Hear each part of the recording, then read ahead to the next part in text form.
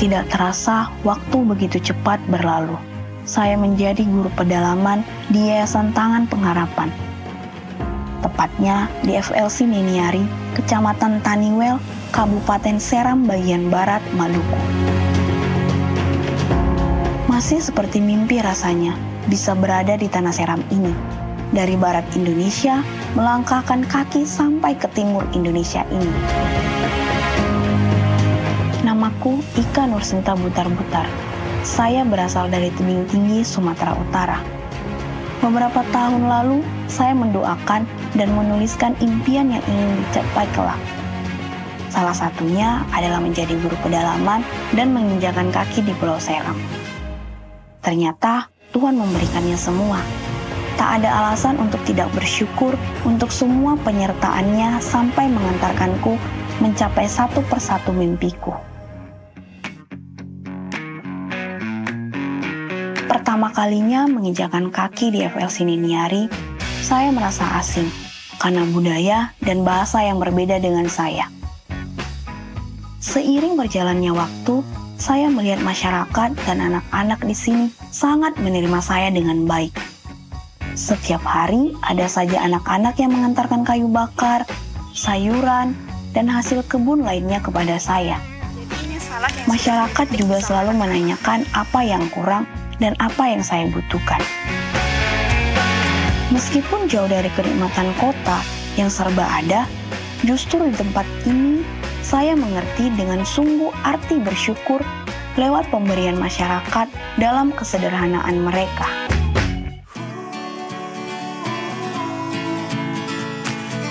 Saat ini saya tidak merasa asing lagi di sini. Saya merasakan memiliki keluarga baru. Saya selalu bersyukur setiap penyertaan Tuhan untuk saya di sini, karena saya masih dikelilingi orang-orang yang baik. Di sekolah, saya selalu mengajarkan kepada anak-anak untuk mereka tetap mengucapkan syukur. Meskipun mereka jauh berada di pedalaman, tapi masih bisa bersekolah dengan baik dan masih bisa menikmati hasil-hasil sumber daya alam yang melimpah. Dan saya sangat bersyukur untuk setiap proses perjalanan selama berada di sini. Banyak berkat yang saya dapatkan, bukan tanpa alasan Tuhan utus saya sampai sejauh ini. Terima kasih kepada para donatur yang telah setia mendukung program sponsorship Guru Pedalaman di FLC Niniari, Seram bagian Barat. Helping people live a better life. Yuk rayakan Hari Kemerdekaan Indonesia dengan memakai kaos terbaru dari Positif by YTP. Ada banyak desain-desain baru bertema kemerdekaan loh. Tersedia berbagai desain, warna, dan ukuran. Yuk cek size kamu sekarang juga. Untuk info lebih lanjut, kamu bisa cek toko e-commerce kami ataupun chat call center kami. Seperti yang Anda tahu, seluruh keuntungannya dipakai untuk makanan bergizi dan pendidikan gratis anak-anak pedalaman. You buy means you donate. Persembahan, perpuluhan, atau donasi tunai dengan menggunakan amplop yang tersedia di kursi harus dibawa keluar dan dimasukkan ke kotak persembahan di depan pintu ruang ibadah. Persembahan, perpuluhan, atau donasi non-tunai dapat dilakukan melalui transfer atau scan kris di amplop yang tersedia di kursi Anda. Mohon menjaga kebersihan ruang ibadah dan toilet untuk kenyamanan bersama. Mohon tidak meninggalkan sampah di bawah kursi Anda dan membuangnya di tempat sampah yang tersedia di lobi pada saat Anda keluar dari ruang ibadah. Untuk menjaga kenyamanan selama ibadah berlangsung, mohon untuk mematikan nada dering dan alarm pada ponsel Anda dan mohon menjaga ketenangan selama jam ibadah berlangsung. Untuk menjaga keamanan dan kenyamanan, mohon meletakkan barang bawaan Anda di bawah kursi di depan Anda. Bagi ibu-ibu yang menyusui, tersedia ruang laktasi di sebelah kiri belakang dalam ruang ibadah. Menghimbau setiap orang tua yang membawa balita dan anak-anak untuk mengantar anak-anaknya ke ruang Impact Kids yang melayani anak balita sampai usia 12 tahun dan anak-anak remaja ke ruang ibadah teens di Hotel Sedayu, tepat di sebelah kanan lobi gereja Ici. Anak-anak Anda wajib dijemput setelah ibadah selesai. Bagi Anda yang ingin mendaftarkan diri sebagai volunteer, jemaat, bergabung dengan komunitas Impact Family, membutuhkan pelayanan doa, konseling, baptisan air, pemberkatan nikah, dan pelayanan duka, dapat mendatangi meja infodesk di depan lobi ruang ibadah setelah ibadah selesai. Tersedia merchandise Tangan Pengharapan yang merupakan support Anda bagi pendidikan dan makanan bergizi anak-anak pedalaman yang dibina YTP di Baikan Store di lobi Gereja ICI. Tersedia jajanan pasar, berbagai makanan khas Indonesia dan kafe di Baikan Store di lobi Gereja ICI untuk mendukung jemaat ICI yang membutuhkan. Bagi Anda yang membutuhkan penyewaan ruangan untuk seminar, training, workshop, ibadah, ulang tahun, pernikahan, dan lain-lain, Anda dapat menghubungi tim BizDev ICI di nomor WhatsApp 0811 8777 448. Bible Study Gereja ICI diadakan setiap hari Sabtu minggu pertama dan ketiga jam 9 pagi melalui online Zoom. Bagi Anda yang ingin mengikuti Bible Study ICI, Anda dapat mengirimkan pesan melalui WhatsApp di nomor 0811 977 7745 untuk mendapatkan link Zoom-nya.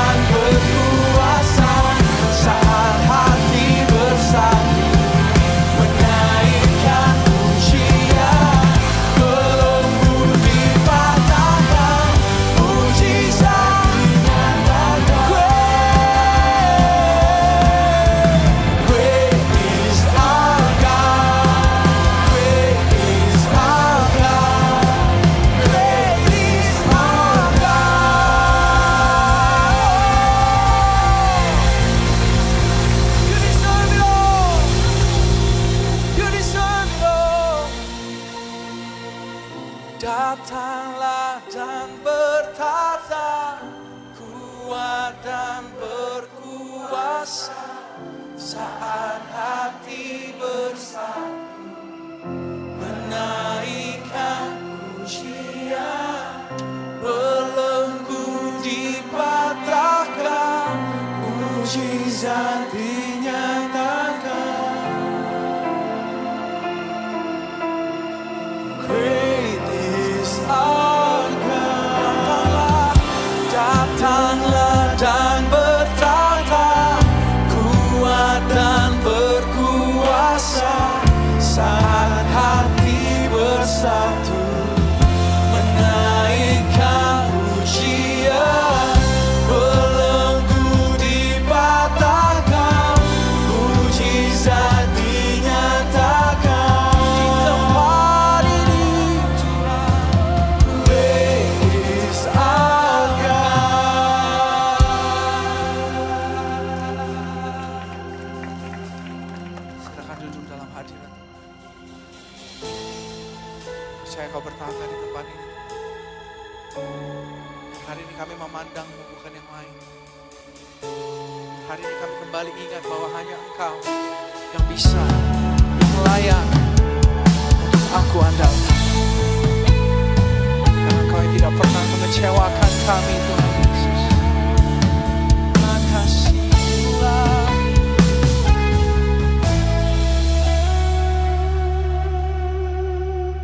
Ku perlu Engkau Yesus,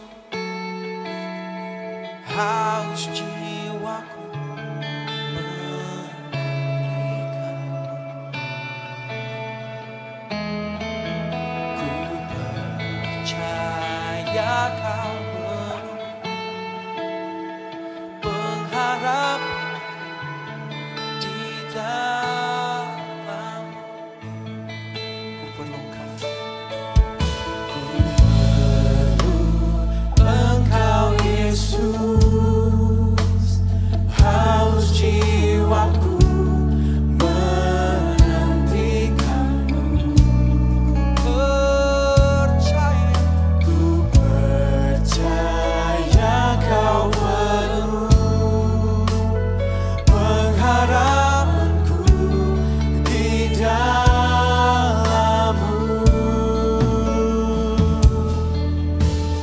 Yesus, hanya Kau yang ku andalkan,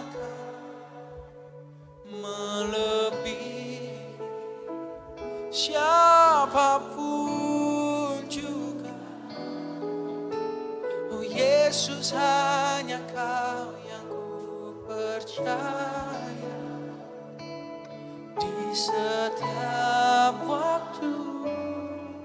Tiada lain yang ku andalkan selain Kau, Yesus.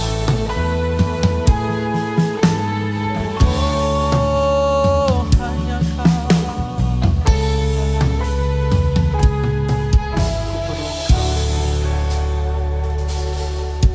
Ku perlu Engkau Yesus, haus jiwaku menantikanmu. Ku percaya Kau penuh pengharapanku di dalammu. Ku perlu Engkau Yesus,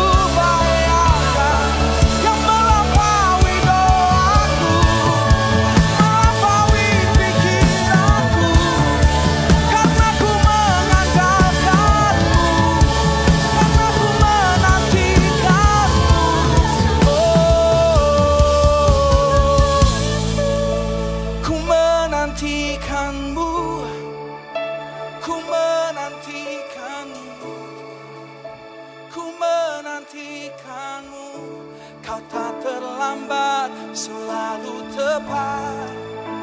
Ku menantikanmu, ku menantikanmu. Lambat waktumu tepat, kau tahu yang terbaik. Ku menantikanmu, ku menantikanmu. Kau tak terlambat, waktumu tepat, kau tahu yang terbaik. Ku menantikanmu, ku menantikanmu. Kau tak terlambat, waktumu tepat, kau tahu yang terbaik. Ku menantikanmu, ku menantikanmu.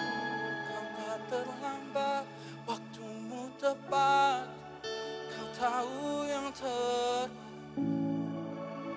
Ku mengandalkanmu, ku mengandalkanmu.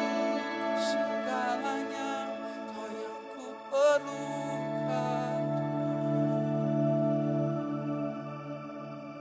Thank you, Jesus. Kami nantikan Tuhan, kami andalkan Tuhan. Gak ada yang lain, hanya Tuhan Yesus. Satu-satunya yang ku andalkan, satu-satunya yang percaya. Angkat tanganmu dengan segenap hati, katakan. Mungkin kau lemah hari ini, mungkin kau gundah hari ini, tapi Dia adalah sumber segala sesuatu yang kau butuhkan. Amin. Thank you, Lord. Satu-satunya, satu-satunya yang ku andalkan, satu-satunya yang ku percaya. Engkau Tuhan memberkati, Tuhan penyembuhku, Tuhan pemulihku.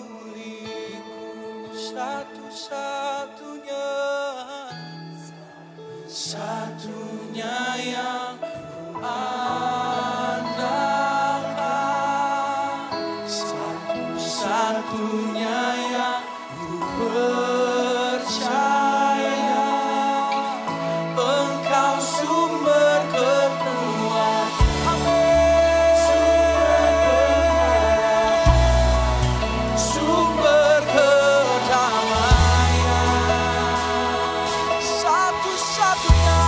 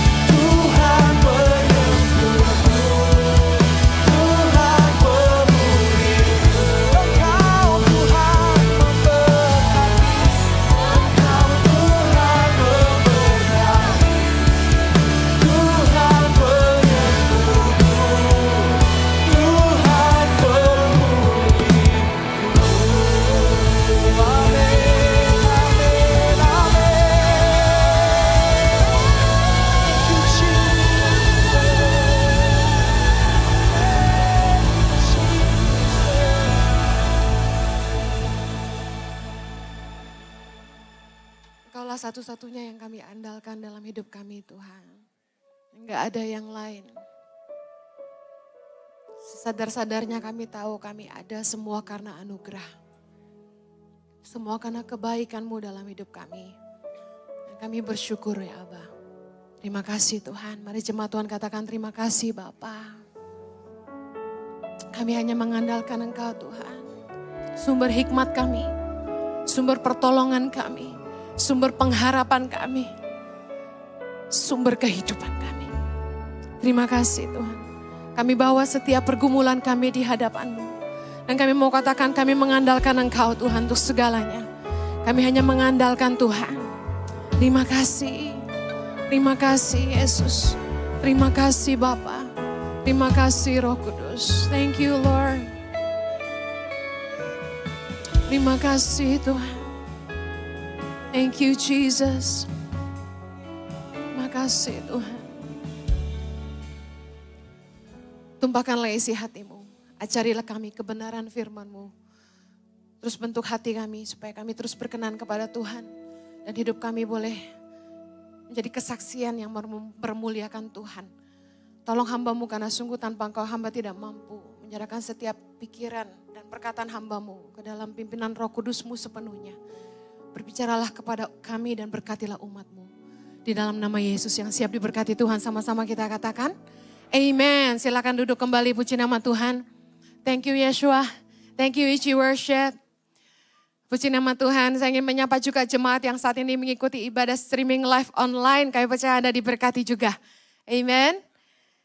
Hari ini saya akan bicara tentang pride, kesombongan. Kita akan baca dulu perikopnya, perumpamaan tentang orang Farisi dan pemungut cukai. Kita akan baca ayat yang 9 sampai 14. Saya undang saudara baca sama-sama.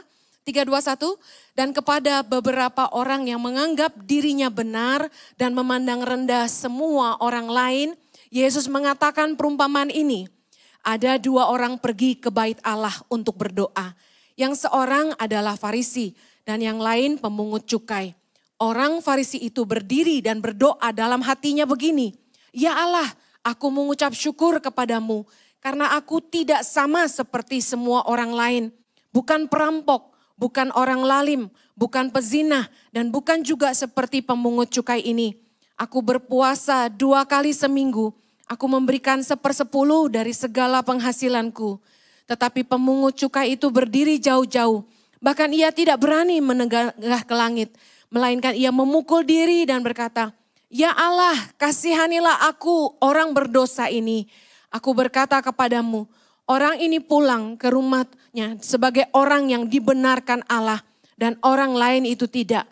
Sebab barang siapa meninggikan diri, ia akan direndahkan dan barang siapa merendahkan diri, ia akan ditinggikan. Demikianlah firman Tuhan, katakan amen.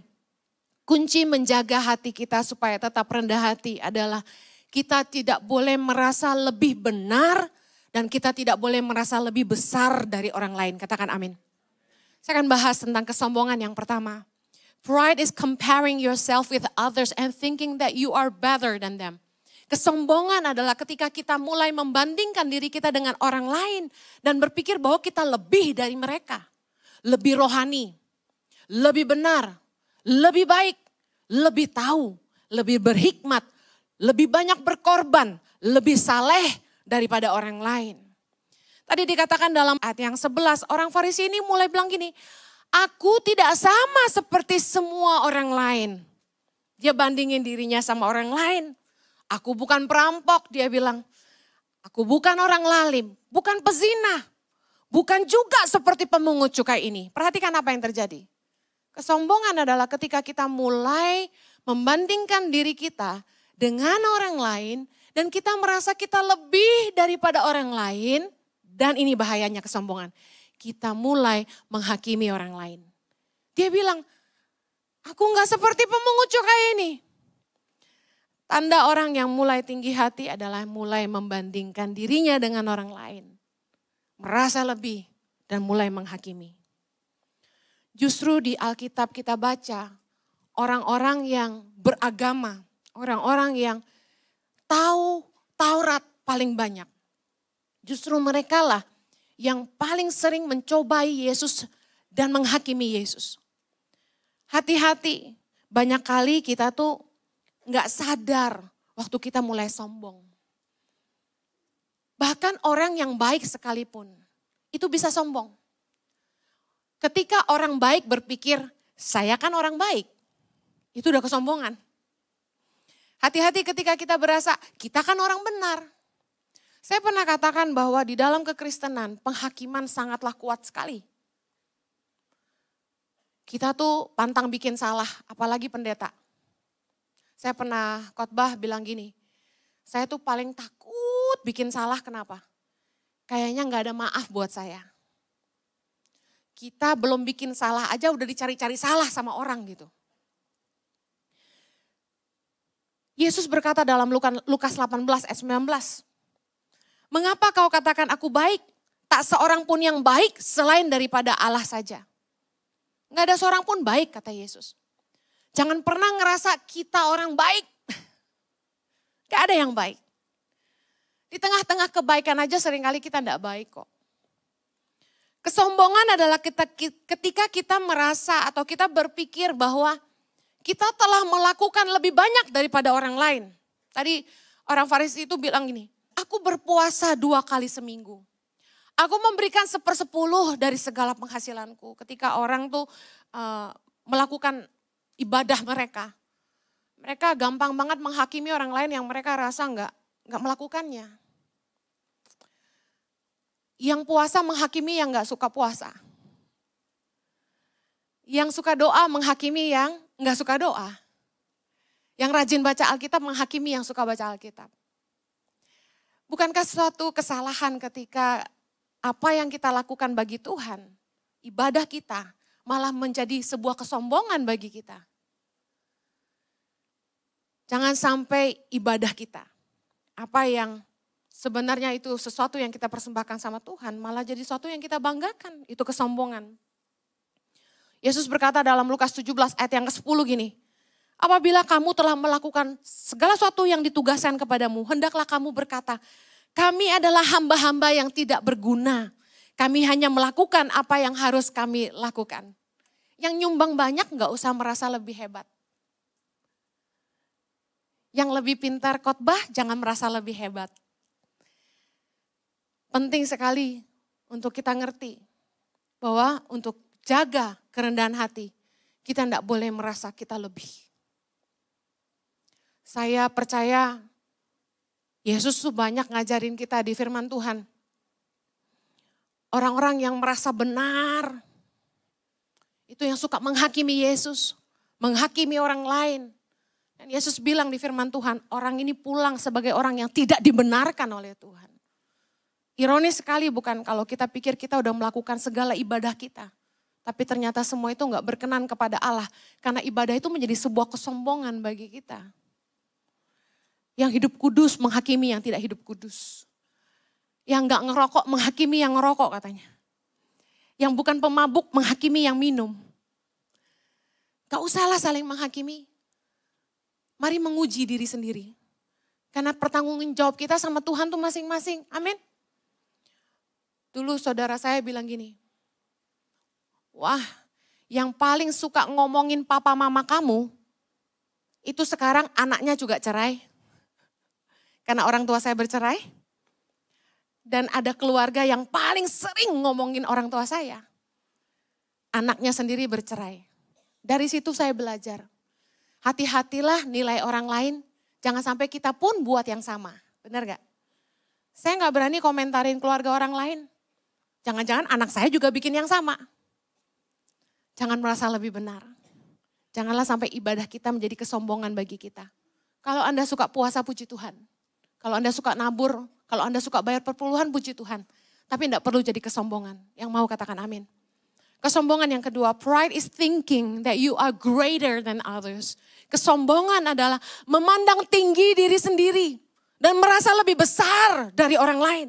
Tadi dikatakan, aku tidak sama seperti semua orang lain. Bukan perampok, bukan orang lalim, bukan pezinah, bukan seperti pemungut cukai ini. Wah, dia ngerasa dia better dan dia merasa dia bigger. Hati-hati, kesombongan adalah ketika kamu pikir kamu hebat. Ketika kamu pikir kamu luar biasa dan kamu lebih spesial daripada orang lain. Orang yang tinggi hati ciri-cirinya tuh suka memuji diri sendiri. Amsal 27 ayat 2 berkata, biarlah orang lain memuji engkau dan bukan mulutmu. Katakan amin. Orang yang tidak kau kenal dan bukan bibirmu sendiri. Malu muji diri sendiri. Kalau emang kita benar hebat yang muji kita orang lain. Amen. Orang yang gak kenal sama kita. 2 Korintus 10 ayat 18. Sebab bukan orang yang memuji diri yang tahan uji. Melainkan orang yang dipuji Tuhan. Kadang-kadang kita suka bercanda, kita suka muji diri sendiri. Itu bukan yang saya maksud. Tapi Anda tahu ada orang-orang yang suka sekali memuji dirinya sendiri. Don't praise yourself. Jangan merasa lebih besar daripada orang lain. Makanya kenapa ya saya nggak merasa saya lebih dari siapapun. Tidak merasa saya hamba Tuhan besar. Gak merasa sama sekali. Karena apa? Karena saya percaya gini, kepercayaan dari Tuhan tuh buat orang masing-masing. Nggak bisa diukur dengan banyak sedikit followernya. Setiap orang punya masanya, amen. Kalau Tuhan percayakan hari ini saya bersyukur, tapi tidak membuktikan saya lebih besar dari siapapun. Hidup kita ini cuma anugerah. Tuhan bisa pakai siapa aja. Satu hari Tuhan nyadarin saya, kamu tuh bisa khotbah karena apa? Karunia Tuhan, bukan? Ngerti firman tuh dari mana? Hikmat Tuhan, bukan? Mana yang dari saya? Nggak ada. Tuhan bisa nggak bikin satu kali otak kita bodong? Kosong. Saya pernah khotbah ngeblank. Itu bingung mau ngomong apa saudara.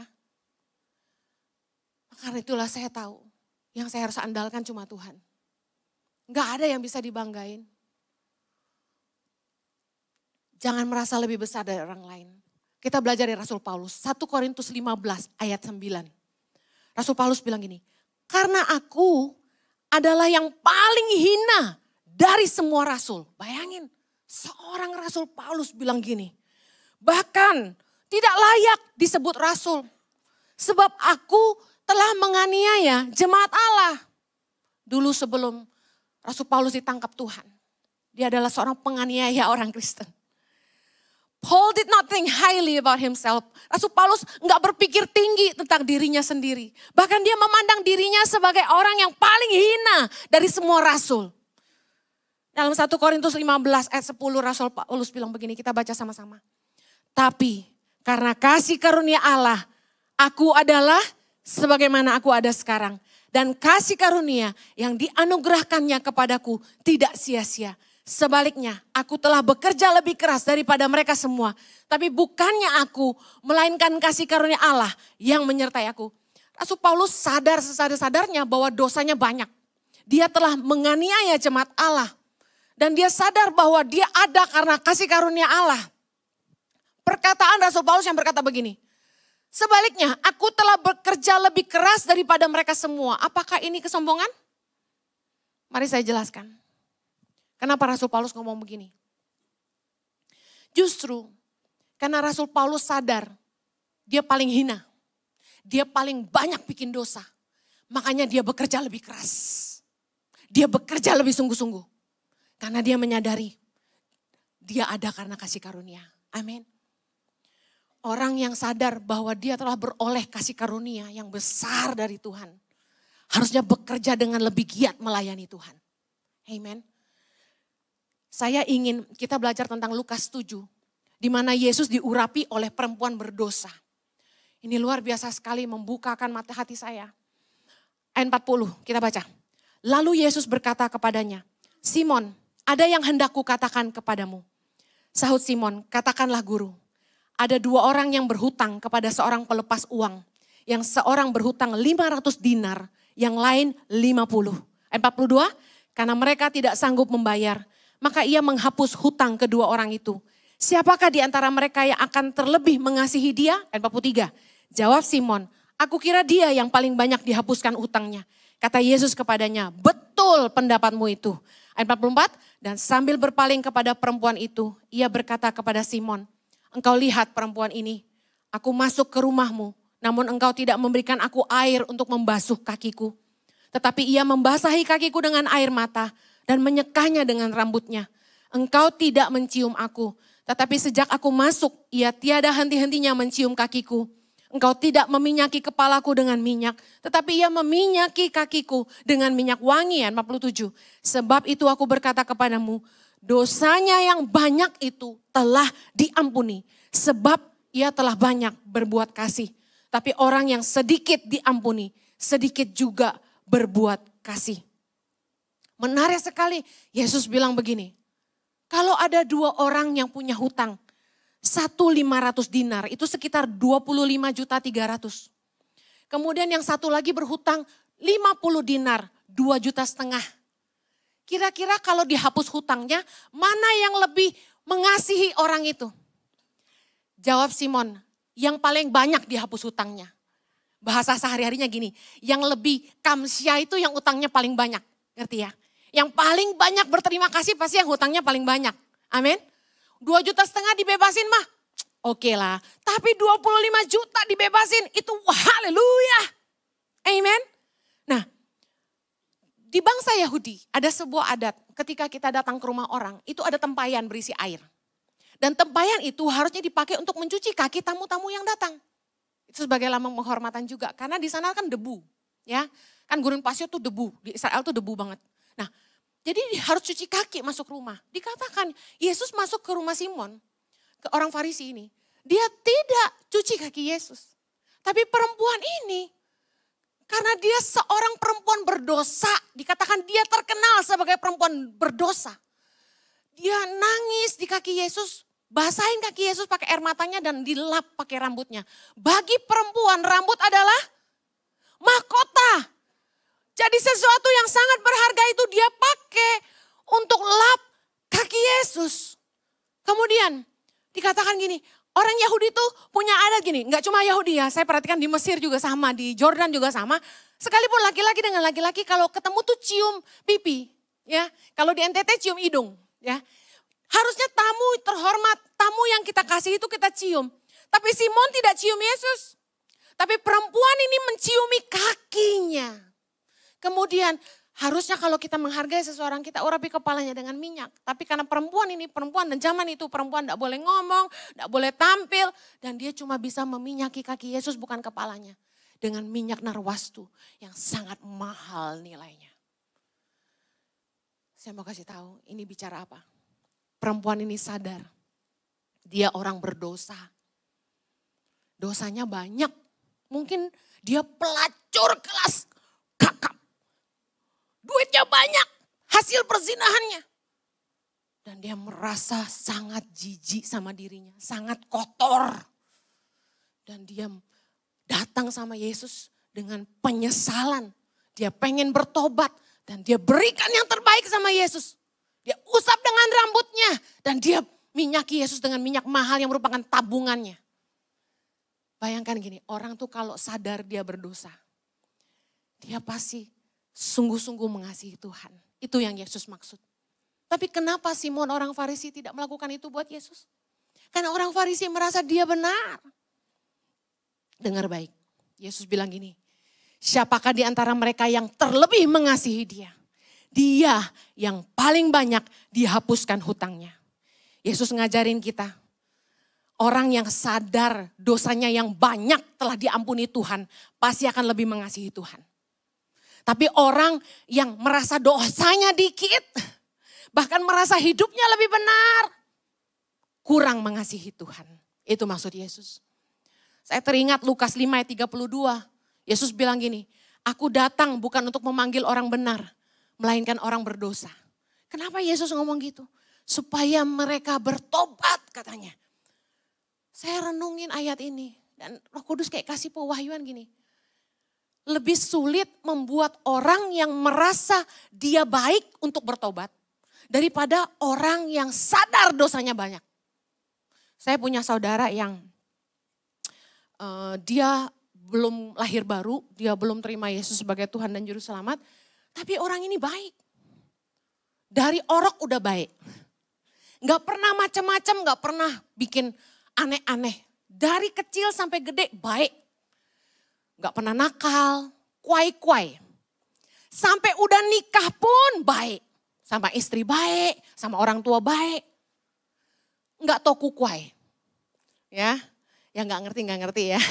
Nah, waktu saya nginjilin dia, susahnya minta ampun. Dia bilang gini, hidup gue lebih benar daripada orang Kristen, ngapain gue terima Yesus? Sih, orang yang gak merasa berdosa tidak butuh Allah. Saya jadi ngerti kenapa Yesus bilang aku datang bukan memanggil orang benar, melainkan orang berdosa supaya mereka bertobat. Karena lebih susah menangin orang yang merasa benar dibandingin orang yang merasa dosa gue banyak, gue gak layak. Banyak kan teman-teman kita yang kalau diajak ke gereja jawabnya apa? Enggak lah, dosa gue banyak. Gue masih sering bikin dosa. Mereka ngerasa gak layak. Tapi Yesus datang buat mereka. Orang yang berpikir, saya orang baik, saya orang benar. Yang kayak gini-gini nih gak ngerasa butuh kasih karunia Allah. Saya ingin lihat tangan-tangan orang-orang yang membutuhkan Allah. Saya pernah khotbah gini. Di gereja tuh kita gak boleh saling menghakimi. Kenapa? Orang tuh datang ke gereja. Artinya mereka masih butuh Tuhan dalam hidup mereka. Kita ini jangan pernah merasa saya orang benar. Kita harus merasa kita orang-orang yang perlu dibenarkan oleh Yesus suatu hari nanti.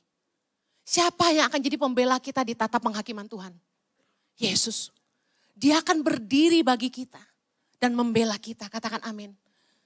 Kalau Anda belum pernah masuk surga, jangan menghakimi orang. Jangan merasa benar. Orang yang terbukti benar sudah di sana. Yang mengerti katakan amin. Kalau Anda belum pernah ke sana, jangan menghakimi orang. Orang malas ke gereja kenapa? Orang Kristen tokukwai. Banyak penghakiman. Capek jadi orang Kristen.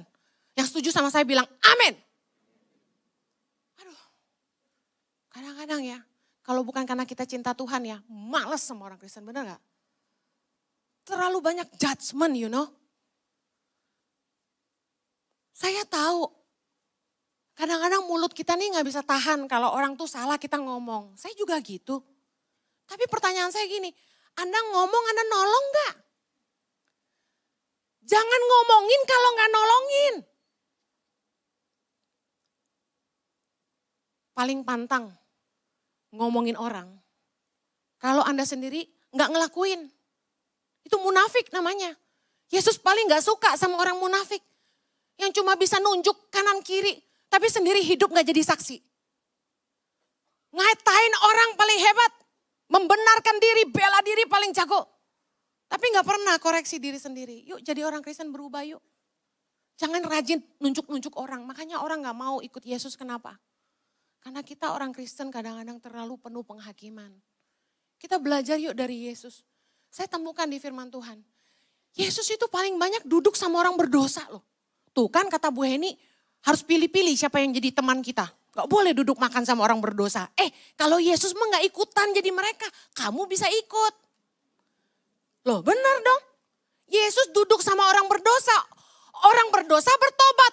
Kalau kamu duduk sama orang yang suka ngobat, kamu ikut ngobat. Itu beda. Bukan tobat malah ngobat. Kalau Anda bisa kuat gak ngobat tapi bikin orang tobat, silakan, monggo.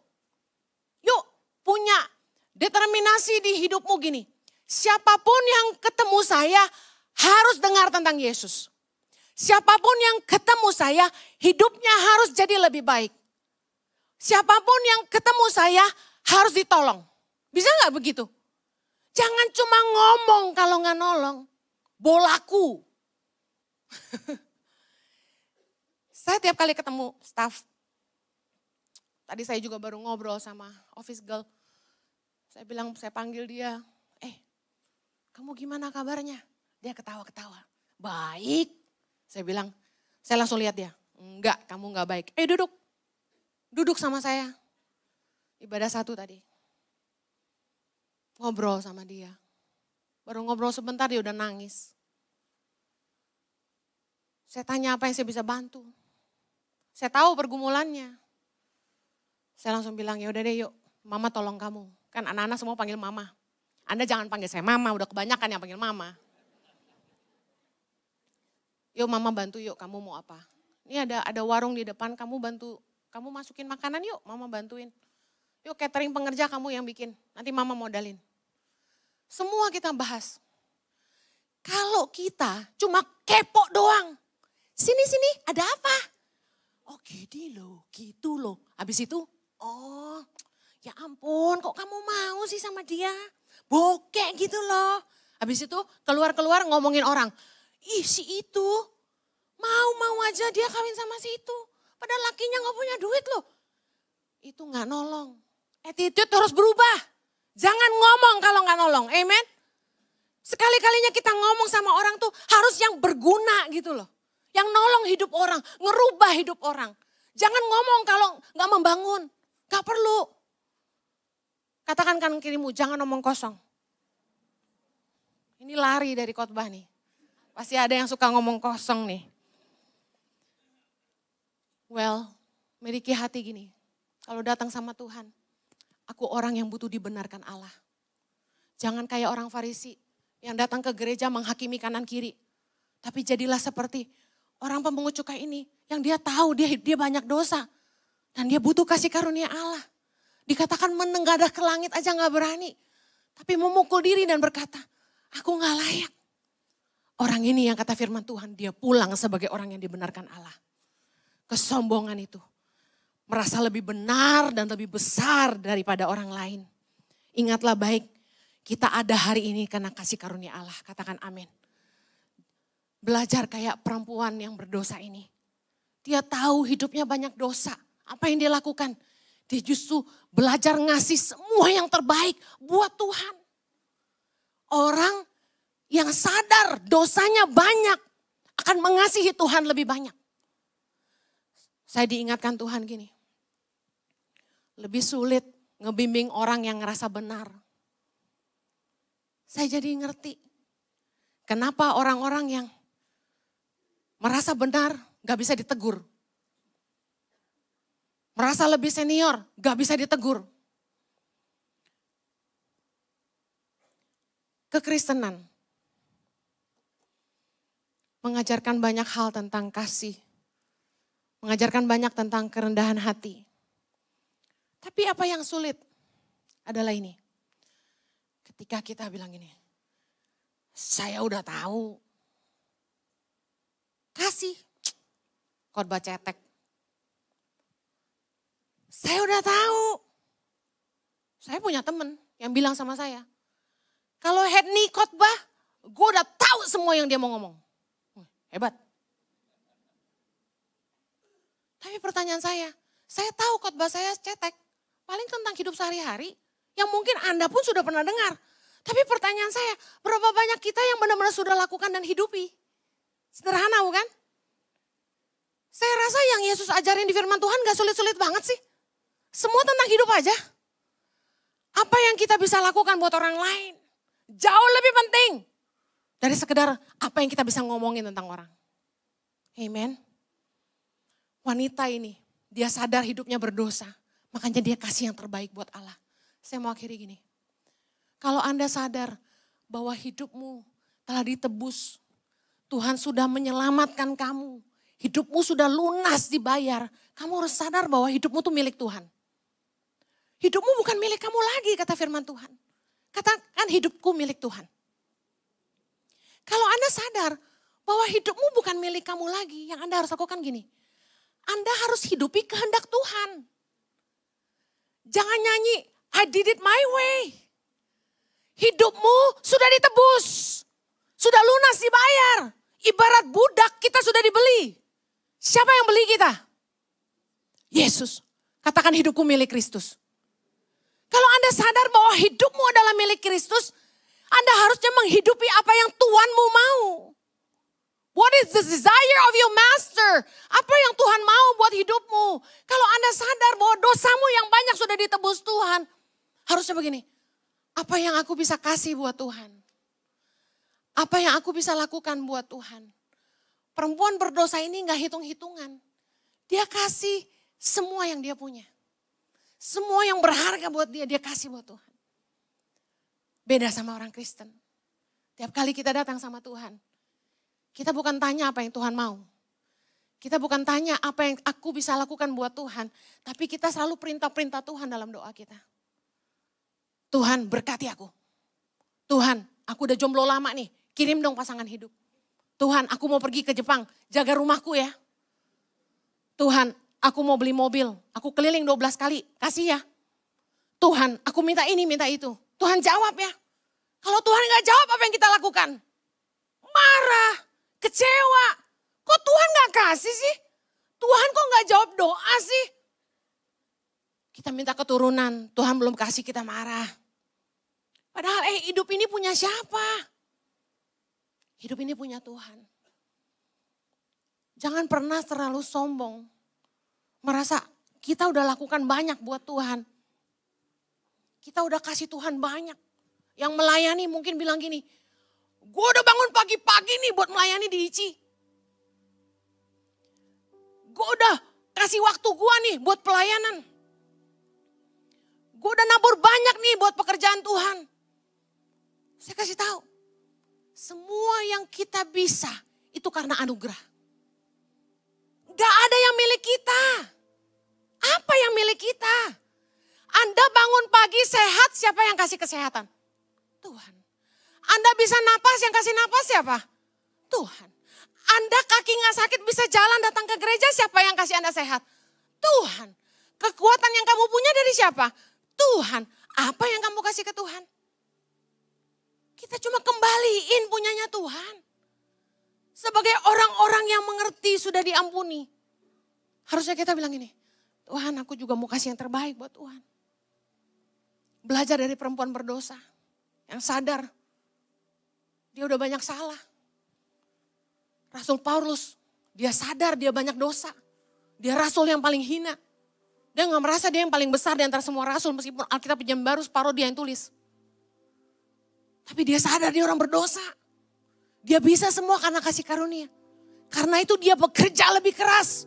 Bicara apa sama kita hari ini? Jangan terlalu sombong sama Tuhan. Kamu bisa nabur karena berkat Tuhan. Dialah yang menyediakan benih bagi para penabur. Dan roti untuk dimakan. Kita kaya karena kekuatan yang dari Tuhan. Kita bisa karena anugerah. Jadi, mari kasih yang terbaik. Kasih yang kamu bisa buat Tuhan. Berikan hidupmu. Tanya sama Tuhan, apa yang Tuhan mau aku lakukan buat Tuhan.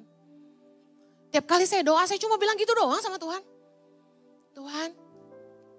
Tuhan mau saya bikin apa? Tuhan mau saya ngapain? Saya bilang, let me be the puppet in your hand. Bikin saya jadi puppet di tangan Tuhan. Saya cuma mau lakukan yang Tuhan mau aja. Saya mau jadi orang yang bodoh aja buat Tuhan. Yang gak bisa apa-apa tanpa Tuhan. Jangan suka merasa hebat. Jangan suka merasa besar. Bahayanya adalah gini, ketika kita mulai bandingin hidup kita sama orang. Makanya, saya jarang buka YouTube saya. Saya gak pernah ngecek subscriber udah berapa. Yang ngasih tahu saya suami saya terus. Dia yang pantau-pantau. Bahkan saya gak tahu pendeta lain subscribernya berapa. Gue gak ngikutin juga. Ngapain kita liatin, ngapain kita bandingin, gak perlu, itu gak penting. Yang kita harus berlomba adalah gini, berlomba mengerjakan kehendak Tuhan dalam hidup kita. Berlomba untuk menerima mahkota kehidupan di sorga. Itu aja, gak penting. Jangan sombong, katakan sama dirimu jangan sombong. Apa yang kamu udah kasih buat Tuhan gak ada. Kamu cuma mengembalikan bagian Tuhan. Amen. Kalau kita mampu lakukan apapun buat Tuhan. Semua itu dari Tuhan. Mari lakukan dengan hati yang mengasihi Tuhan. Kalau Anda bisa pelayanan, Anda harus bilang gini, Tuhan terima kasih, aku bisa pelayanan.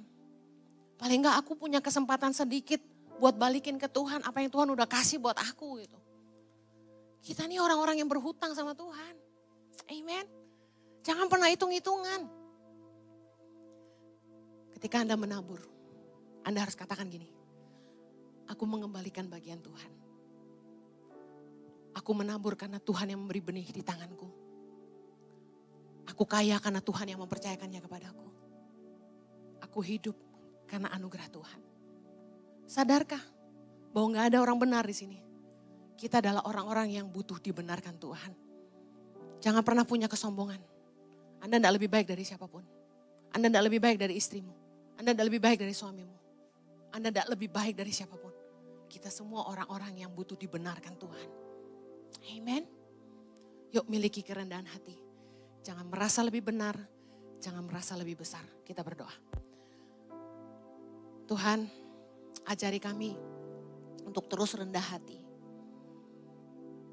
Bahwa gak ada apapun yang bisa kami banggakan di hidup kami. Kalaupun kami mau bermegah, kami hanya mau bermegah di dalam Kristus yang telah memberikan kemenangan kepada kami. Kami mensyukuri anugerah-Mu. Kami ingat betapa kami ini orang-orang berdosa. Yang telah ditebus dengan darah yang kudus. Kami adalah orang-orang yang beroleh anugerah, pengampunan dari-Mu. Engkaulah yang mengangkat derajat hidup kami. Dari sampah jadi berharga. Kami ada hari ini semua karena anugerah-Mu.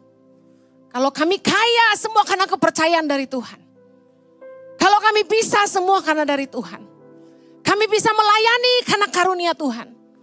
Gak ada satupun yang kami buat ini tanpa Engkau di hidup kami Tuhan. Kami mensyukuri kebaikan-Mu. Terima kasih buat kasih karunia-Mu. Kami ingat siapa kami. Kami ingat siapa kami. Coba renungkan sebentar. Di mana Anda hari ini tanpa Tuhan? Where will you be without God? Di mana hidupmu hari ini tanpa Tuhan? Thank you Jesus.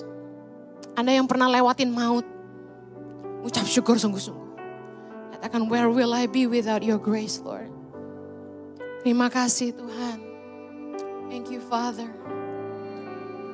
Yuk kita sembah Tuhan satu kali. Kami syukuri anugerah-Mu Tuhan.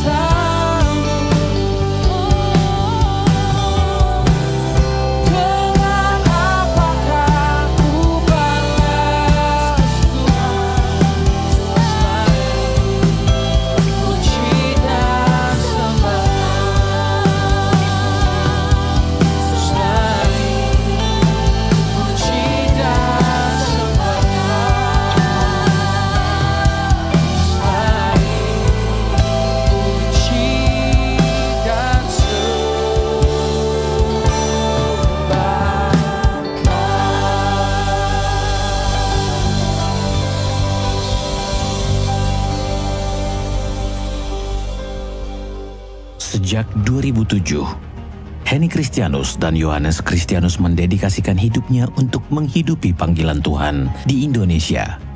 Dengan visi mewujudkan generasi dan masyarakat yang beriman, cerdas, dan berkarakter untuk mensejahterakan bangsa, Tangan Pengharapan hadir sejak tahun 2007 untuk membantu setiap orang menemukan potensi diri mereka dan mengeluarkan mereka dari kemiskinan dengan memberikan solusi praktis. Lebih dari 10.000 anak telah mendapatkan pendidikan dan makanan bergizi gratis di 110 titik di seluruh Indonesia. Kami bergerak dalam 4 program utama. Pendidikan, Feeding and Learning Center, tingginya angka putus sekolah, sulitnya akses pendidikan, dan banyak sekolah yang harus tutup hingga bertahun-tahun lamanya karena kekurangan tenaga guru, mendorong kami untuk mengirimkan guru-guru strata 1 ke seluruh pelosok negeri untuk bisa mengajar. Akademi Guru Tangan Pengharapan, demi meningkatkan kualitas pendidikan di pedalaman, kami memberikan beasiswa kuliah guru kepada anak-anak pedalaman yang lolos seleksi. Sekolah berasrama dengan visi melahirkan 1000 pemimpin masa depan bangsa yang takut akan Tuhan, cerdas, berintegritas, dan mencintai rakyat. Sehingga mereka dapat memajukan daerahnya masing-masing, Tangan Pengharapan mendirikan sekolah berasrama yang ada di 10 titik di seluruh Indonesia. Pemberdayaan masyarakat. Ada 3 kegiatan utama dari program pemberdayaan masyarakat, yaitu pelatihan pertanian, ternak untuk pendidikan anak, dan pendampingan kebun di sekolah berasrama. Mobile Clinic merupakan sebuah pelayanan kesehatan secara gratis bagi masyarakat di Pulau Timor, Nusa Tenggara Timur. Program ini hadir untuk menjangkau daerah pelosok 3 kali seminggu.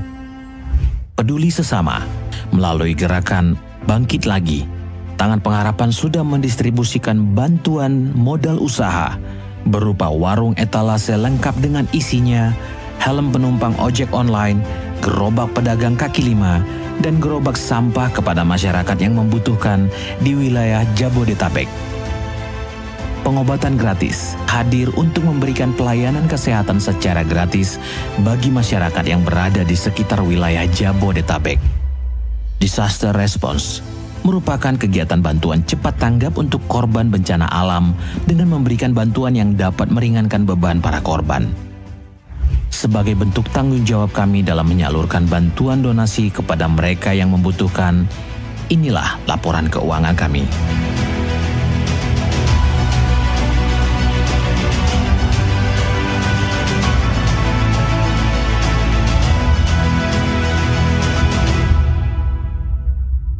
Helping people live a better life.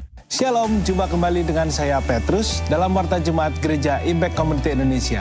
Bagi para jemaat yang baru pertama kali hadir, welcome to our family. Gereja ICI memiliki komunitas sel yang disebut dengan Impact Family. Silakan kunjungi booth Impact Family yang ada di lobi gereja di depan dan daftarkan segera diri Anda. Mari bergabung dalam ibadah Healing Worship Night yang akan diadakan pada hari Selasa depan tanggal 3 September pukul 19 waktu Indonesia bagian Barat yang akan diadakan secara on-site dan live streaming. Untuk firman Tuhan akan dilayani oleh Pastor Henny Kristianus. Mari ikuti seminar Praise and Worship yang akan diadakan pada tanggal 14 September 2024 mulai jam 10 pagi yang bertempat di Gereja Impact Community Indonesia, Mall of Indonesia lantai P3. Dengan biaya sebesar Rp150.000, sudah termasuk makanan dan snack, Anda dapat mengikuti acara seminar Praise and Worship ini. Jadi segera daftarkan diri Anda karena tempat sangat terbatas. Kami mengundang Bapak Ibu yang sudah memasuki usia senja atau Golden Age untuk mengikuti ibadah Impact Senior yang akan diadakan secara onsite pada hari Kamis tanggal 19 September pukul 11 siang yang akan diadakan di Gereja Impact Community Indonesia, Mall of Indonesia lantai P3. Level Up kembali membuka kelas finansial yang akan diadakan pada hari Kamis tanggal 26 September pukul 18.30. Segera daftarkan diri Anda. Ikuti rangkaian 60 Minute Roadshow pada tanggal 27 September yang akan diadakan di Yogyakarta yang disertai dengan Impact Family Gathering serta seminar Praise and Worship. Dan untuk mengikuti setiap acara yang ada, Anda dapat mendaftarkan diri Anda melalui link yang tersedia. Dan pada tanggal 19 sampai 20 Oktober akan diadakan di New Zealand serta tanggal 26 dan 27 Oktober di Sydney, Australia. Ajak teman-teman dan saudara-saudara semua untuk mengikuti rangkaian acara 60 Minute Roadshow ini. Akan diadakan baptisan air pada tanggal 28 September 2024 dan bagi Anda yang rindu dibaptis silahkan mendaftarkan diri Anda. Jangan lupa cek setiap koleksi terbaru dari merchandise Positif by YTP dan Batik Tangan Pengharapan. Dan Anda juga dapat mendapatkan secara langsung di store merchandise yang ada di depan. Atau Anda dapat juga memesannya melalui platform e-commerce kami. Seperti yang Anda ketahui, untuk setiap keuntungan dipakai untuk memberikan makanan bergizi dan pendidikan gratis bagi anak-anak yang ada di pedalaman. You buy means you donate. Mari bergabung dalam Life Changing Holy Land Journey ke Mesir, Israel, Yordania, dan Petra yang akan diadakan pada tanggal 17 sampai 28 Februari 2025 bersama Pastor Yohanes dan Pastor Henny Kristianus. Segera daftarkan diri Anda. Dapatkan update informasi terbaru dari segala kegiatan Gereja Impact Community Indonesia dengan follow @impactcommunity.id di sosial media dan juga download ICI Apps di handphone Android dan iOS Anda. Demikian Warta Jemaat untuk minggu ini. Happy Sunday and God bless you. Luar biasa, berbanyak soal diberkati oleh ibadah hari ini. Yang diberkati, beri tepuk tangan buat Tuhan kita yang luar biasa.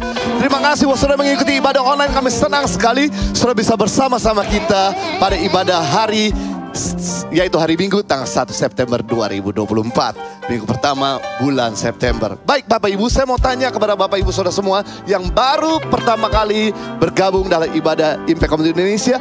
Kami mau menyambut You Are Our Family. You are my family, you are my family, you are my family. Buat saudara yang baru pertama kali hadir di gereja ICI di onsite, kami ada souvenir dan kenang-kenangan buat saudara. Saudara bisa datang kepada booth Impact Family. Nanti kami akan berikan souvenir berupa notebook catatan khotbah dan juga informasi mengenai gereja Impact Community Indonesia. Dan bagi Bapak Ibu yang pertama kali hadir dan Bapak Ibu yang saat ini sudah hadir di gereja ICI tapi belum ikut komsel, kami mengarahkan untuk Bapak Ibu bisa ikut komsel. Sebab kita bertumbuh maksimal ketika kita punya keluarga yang sehat. Keluarga yang bisa menginspirasi dan membuat kita bisa bertumbuh menjadi berkat bagi banyak orang. Itu sebabnya buat Bapak Ibu yang belum ikut komsel, segera bisa mendaftarkan diri Bapak Ibu di Mejat Impact Family. Kita punya komsel berdasarkan segmen usia dan juga ada onsite melalui tempat di mana kita bisa berkumpul secara langsung dan juga Zoom lewat online. Baik, berikutnya ibadah Healing Worship Night. Sebulan sekali secara onsite kami buat di minggu pertama hari Selasa. Di mana hari Selasa besok tanggal 3 September kita akan ada ibadah Healing Worship secara onsite. Pastor Henny akan berbicara dan mendoakan buat saudara juga yang sakit. Bagi Bapak Ibu yang tidak bisa hadir secara onsite, bisa mengikuti secara online, kita juga akan doakan pergumulan saudara. Mari bawa buat keluarga dan teman-teman yang sedang mengalami sakit penyakit, agar kita doakan bersama-sama dan Tuhan pasti akan menyembuhkan dan menolong mereka punya pergumulan. Berikutnya seminar pujian penyembahan dan juga 60 minute worship onsite hari Sabtu tanggal 14 September 2024.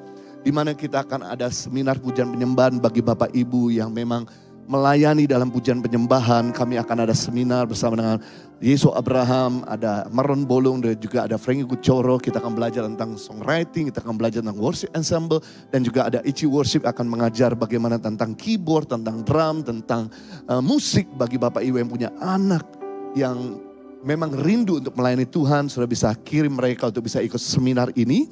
Dan juga malam harinya jam 7 kita akan ada 60 minute worship bersama hari Sabtu tanggal 14 di tempat ini secara cuma-cuma. Yesus Abraham sebentar akan sharing tentang informasi mengenai seminar pujian penyembahan. Yesus Abraham, wes ini dia kita punya saudara. Shalom Impact People. Boleh kasih tepuk tangan buat Tuhan Yesus. Boleh kasih tos kanan kirinya bilang Tuhan Yesus mengasihi kamu. Haleluya. Jadi ini adalah perdana yang ICI mau lakukan untuk memperlengkapi tubuh Kristus. Kita mau sama-sama belajar tentang pujian penyembahan. Jadi Bapak Ibu Saudara-saudari yang tertarik untuk belajar pujian penyembahan boleh hadir. Karena kita akan sama-sama diperlengkapi. Dan untuk Bapak Ibu Saudara-saudari yang dari gereja lain pun pelayan-pelayan Tuhan boleh juga datang. Karena angka investasinya sangat murah, 150.000. Itu saudara bisa mendapatkan makanan dan juga snack. Dan itu sudah diberkati secara jasmani, rohaninya juga diperlengkapi. Dan pada malam harinya misalnya, wah saya gak mau nih ikut seharian. Saya mau ikut malam pujian penyembahannya saja. Itu gratis, boleh datang, boleh join. Kita akan sama-sama memuji menyembah Tuhan. Jadi persiapkan diri, persiapkan hati. Yang rindu kita sama-sama ketemu nanti di tanggal 14 September. Tuhan Yesus memberkati. Awesome, thank you Yesus Abraham, you are the best. Thank you. Bagi Bapak Ibu yang tertarik atau punya anak yang memang ingin melayani Tuhan di dalam pujian penyembahan, saya encourage untuk bisa ikut dalam seminar ini. Investasi 150 hanya untuk menggantikan buat makan siang dan juga snack. Dan kemudian malam hari gratis jam 7 malam di tempat ini saudaraku kita akan ada pujian penyembahan, malam pujian penyembahan. Baik, berikutnya yaitu seperti yang Bapak Ibu tadi saksikan di mana lewat video Tangan Pengharapan kami memberikan laporan tentang keuangan tahun 2022 dan tahun 2023 yang diaudit secara internal dan eksternal. Di mana tiap bulan di tahun 2022, setiap bulan kita mengeluarkan dana 1,75 M. Dan itu disalurkan langsung to the field. Dan di tahun 2023 setiap bulan kita mengeluarkan dana 2,4 M langsung to the field. Dan 80% income yang masuk semua kita salurkan untuk pendidikan, makan bergizi dan buat masyarakat yang ada di daerah tertinggal dan membutuhkan. Jadi sungguh bersyukur setiap rupiah yang sudah berikan itu langsung diberikan kepada masyarakat yang membutuhkan. Dan ini memberikan kekuatan buat mereka dan perubahan buat mereka yang menerimanya. Bagi Bapak Ibu yang rindu untuk terus memberikan donasi, Anda bisa menyalurkan lewat rekening yang tertulis di depan saudara. Dan bagi Bapak Ibu yang ingin memberikan persembahan perpuluhan, saudara juga bisa memberikan secara online ataupun juga secara cash. Dan bagi saudara yang menaruh persembahan secara cash, jangan lupa untuk saudara memasukkan di dalam kotak yang tersedia di pintu luar. Sehingga semua taburan yang sudah berikan kita pakai sepenuhnya untuk pekerjaan Tuhan. Baik, luar biasa. Satu lagi yaitu karena ada overflow di luar. Masih ada jemaat duduk di bagian lobi. Nanti setelah doa berkat saudara duduk terlebih dahulu dan ikuti arahan dari Asher. Saya undang kita bangkit berdiri bersama-sama dan kita akhiri ibadah kita. Bapa di surga, kami sungguh bersyukur untuk kebaikan dan anugerah-Mu. Engkau boleh membawa kami bersama-sama menyelesaikan 8 bulan di tahun 2024. Dan kami ada di minggu baru, bulan baru, tanggal baru. 35% lagi kami akan selesaikan tahun ini. Itu sebabnya Bapak hamba berdoa, seperti Engkau menyertai kami sepanjang 8 bulan. Tuhan yang sama menyertai kami di bulan yang baru ini. Itu sebabnya jaga setiap langkah-langkah dan keputusan demi keputusan. Dan setiap perbuatan umat-Mu di bulan ini. Agar mereka tidak menyimpang ke kanan ke kiri. Mereka tetap diterangi oleh firman Tuhan. Berikan ketajaman mereka untuk mendengar suara Tuhan. Berikan kepada mereka kegelisahan ketika mereka mau keluar dari kehendak Tuhan. Bikin mereka tidak tenang, bikin mereka tidak damai saatnya mereka mau melakukan dosa. Tapi berikan kedamaian dan kekuatan untuk mereka bisa melakukan kehendak Allah. Sehingga di tahun 2024 di September ini mereka jauh lebih sehat. Mereka jauh lebih produktif, mereka jauh lebih diberkati, mereka jauh lebih berhasil, mereka jauh dipenuhi dengan hikmat Allah. Mereka bisa mengejar ketertinggalan di bulan-bulan lalu. Target-target yang belum tercapai boleh tercapai di bulan September ini. Itu sebabnya jaga mereka dalam kesehatan dan perlindungan, luputkan mereka dari bencana alam. Luputkan mereka dari tangan orang dunia jahat. Luputkan setiap umat-Mu dari segala bencana yang kami tidak inginkan terjadi dalam hidup mereka dan keluarga mereka. Pelihara mereka dengan umur panjang dan kasih karunia. Bahkan mereka yang ulang tahun di bulan ini Tuhan, kiranya kasih karunia menolong mereka untuk 365 hari ke depan. Dengan kemenangan demi kemenangan, kesehatan, dan bahkan dengan kasih karunia Tuhan untuk mereka menjadi semakin dewasa. Hamba berdoa Tuhan buat umat-Mu yang sakit. Mari sembuhkan, kami perintahkan segala sakit penyakit pergi dan keluar dalam tubuh setiap umat-Mu. Bahkan yang mengikuti ibadah secara online, kami perintahkan segala sakit penyakit Kau gak punya tempat dan hak di dalam tubuh umat-Mu. Sebab mereka akan pakai tubuh ini untuk melayani keluarga, bekerja, dan bahkan menjadi berkat bagi banyak orang. Dan bahkan untuk bisa melakukan menjadi tugas mereka dan tanggung jawab mereka. Hamba juga berdoa buat mereka yang sedang mengalami pergumulan dalam hubungan. Karena adakah mengalami kekecewaan, mengalami kesedihan, mengalami kedukaan. Biar Tuhan hiburkan, Tuhan kuatkan, Tuhan sembuhkan luka hati mereka. Untuk bisa mengampuni, untuk bisa menerima perbedaan. Bahkan untuk bisa terus menabur doa dan menabur kasih. Dan kami percaya orang yang menabur dengan mencucurkan mata akan pulang dengan sorak-sorai. Orang yang menabur sampai menangis dan bahkan juga akan pulang dengan sukacita. Ini boleh terjadi buat mereka semua dalam nama Yesus yang mengampuni musuh-musuh mereka. Terima kasih Bapak, hamba berdoa buat mereka yang merindukan pasangan hidup. Tuhan berikan pasangan hidup yang dewasa. Jadikan mereka pribadi yang indah di mata Tuhan dan di hadapan sesama. Pertemukan dengan yang terbaik terbaik. Hamba juga berdoa buat mereka sedang mempersiapkan pernikahan, sempurnakan. Bahkan juga sediakan dana yang dibutuhkan.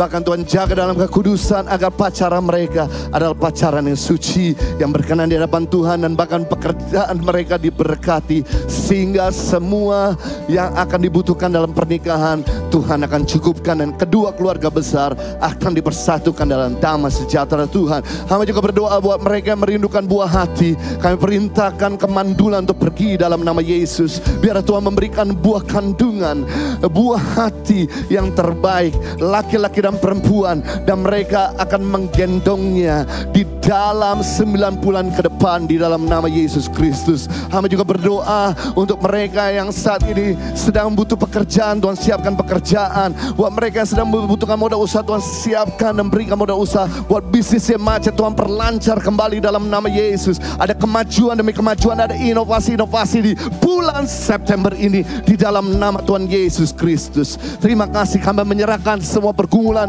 yang hamba belum sempat doakan bagimu yang sanggup melakukan yang jauh lebih besar daripada apa yang kami bisa kerjakan, pikirkan dan doakan. Mari kita angkat tangan kita menerima berkat daripada Tuhan dan pandang wajah Bapa di surga. Pandang wajah Bapa di surga.